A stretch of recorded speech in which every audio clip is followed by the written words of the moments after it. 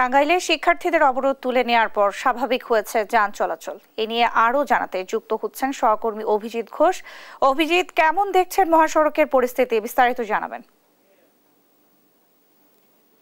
জি Nancy, আপনি জানেন যে এই টাঙ্গাইল পলিটেকনিক্যালের শিক্ষার্থীরা সারা দেশের ন্যায় টাঙ্গাইলেও তারা বিক্ষোভ মিছিল সহ তাদের 6 দফা যে দাবি রয়েছে সেই দাবি নিয়ে তারা বিক্ষোভ করেছে। পাশাপাশি সম্প্রতি যে হাইকোর্ট তাদের যে ক্র্যাপ ইনস্টিটিউটের যে বিষয়টি রয়েছে তাদের যে রায় দিয়েছে সেই রায় বাতিল সহ তাদের যে 6 দফা সেটি দাবি আদায়ের জন্য তারা বিক্ষোভ এবং মিছিল করেছে। পাশাপাশি বিভিন্ন স্লোগান তারা দিয়েছে। এরপরে তাদের টেকনিক্যাল কলেজ থেকে তারা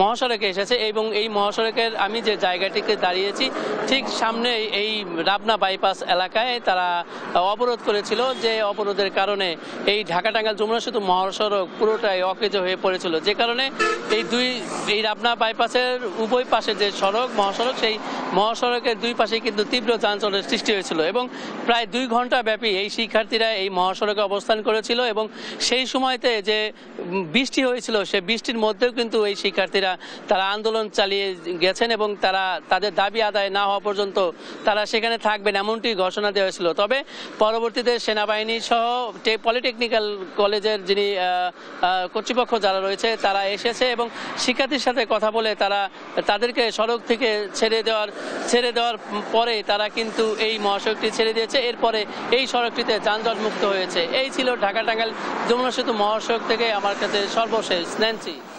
অভিজিৎ, আপনাকে ধন্যবাদ। দর্শক, টাঙ্গাইল থেকে আমাদের সঙ্গে যুক্ত হয়েছিলেন সহকর্মী অভিজিৎ ঘোষ।